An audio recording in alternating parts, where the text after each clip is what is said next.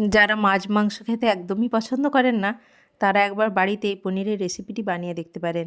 নমস্কার বন্ধুরা, আমি রিম্পা নিউনেস কুক চ্যানেলে সবাইকে স্বাগত জানাই। আজ আপনাদের বানিয়ে দেখাবো পনির ফুলবাহার। দেখুন, রেসিপিটি বানানোর জন্য আমি এখানে 200 গ্রাম মতো পনির নিয়ে নিয়েছি। আপনারা প্রয়োজন অনুসারে পনিরের পরিমাণ বাড়াতে বা কমাতে পারেন।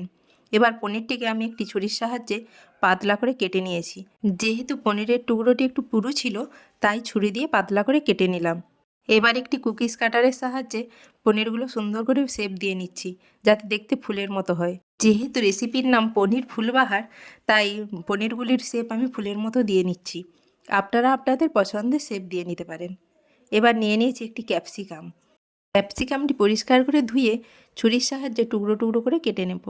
চ্যানেলটি এখনও যারা সাবস্ক্রাইব করেননি তারা সাবস্ক্রাইব করে পাশে থাকা বেল আইকনটি অবশ্যই প্রেস করবেন, তাহলে ভিডিওর নোটিফিকেশান সবার আগে আপনার কাছে পৌঁছে যাবে। দেখুন, এখানে আমার ক্যাপসিকামটি কাটা হয়ে গেছে। এবার ক্যাপসিকামের টুকরোগুলি বাটিতে তুলে রাখবো। ক্যাপসিকামটি কাটা হয়ে যাওয়ার পর নিয়ে নিলাম একটি টমেটোটিও ছুরি দিয়ে পিস পিস করে কেটে নিচ্ছি। আমার রান্নার ভিডিও আপনাদের কেমন লাগছে অবশ্যই জানাতে ভুলবেন না। ক্যাপসিকাম আর টমেটো আমার কাটা হয়ে গেছে। এবার নিয়ে নিয়েছি একটি পেঁয়াজটিও আমি বড় বড় টুকরো করে কেটে নেব। অনেকে এমন আছেন চ্যানেলে ভিডিও দেখেন অথচ লাইক কমেন্ট কিচ্ছু করেন না। তাদের কাছে অনুরোধ, একটা কমেন্ট ও লাইক করবেন, তাহলে আমি বুঝতে পারবো আমার ভিডিও কেমন হচ্ছে। আপনাদের একটি মূল্যবান কমেন্ট ও লাইক আরও সুদীর্ঘ পথ অতিক্রম করতে আমাকে সাহায্য করবে। পেঁয়াজগুলি আমার কাটা হয়ে গেছে।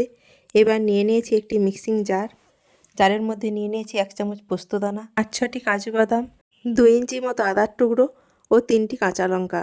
কাঁচা লঙ্কার পরিমাণ আপনারা যে যেমন ঝাল খান সে অনুযায়ী দেবেন।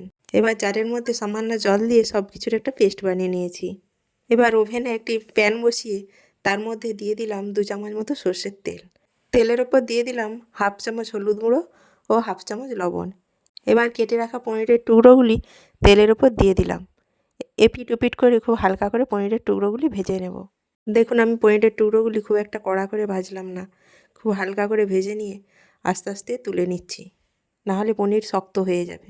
পনিরের টুকরোগুলো প্যান থেকে তুলে নেওয়ার পর প্যানের মধ্যে দিয়ে দিলাম আগে থেকে কেটে রাখা ক্যাপসিকামের টুকরো, টমেটোর টুকরো, পেঁয়াজের টুকরো। ওগুলো সামান্য লবণ দিয়ে আমি ভেজে রাখবো। সমস্ত সবজি আমার ভালো করে ভেজে নেওয়া হয়ে গেছে।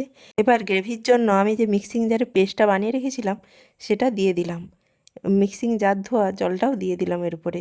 রেসিপিটি খেতে যেহেতু একটু মিষ্টি মিষ্টি হয়, তাই গ্রেভি ফুটে উঠলে আমি এই পর্যায়ে দিয়ে দেবো 1 চামচ চিনি। চিনির পরিমাণ আপনারা স্বাদ অনুযায়ী বাড়াতে বা কমাতে পারেন। এরপর দিয়ে দেবো আগে থেকে ভেজে রাখা পনিরের টুকরোগুলি। আপনারা তো অনেক রকম পনিরের রেসিপি ট্রাই করেছেন, একবার এইভাবে পনির রান্না করে দেখবেন, খেতে খুবই সুস্বাদু হয় আর রান্নাটি খুব তাড়াতাড়িও হয়। এবার আমি এখন দিয়ে দিলাম 1/2 চা চামচ গরম মশলার গুঁড়ো। এবার খুন্তি দিয়ে সব কিছু ভালো করে মিশিয়ে নেব। গ্রেভি একটু ঘন হয়ে এলেই রেডি হয়ে যাবে আজকে আমাদের রেসিপি পনির ফুলবাহার।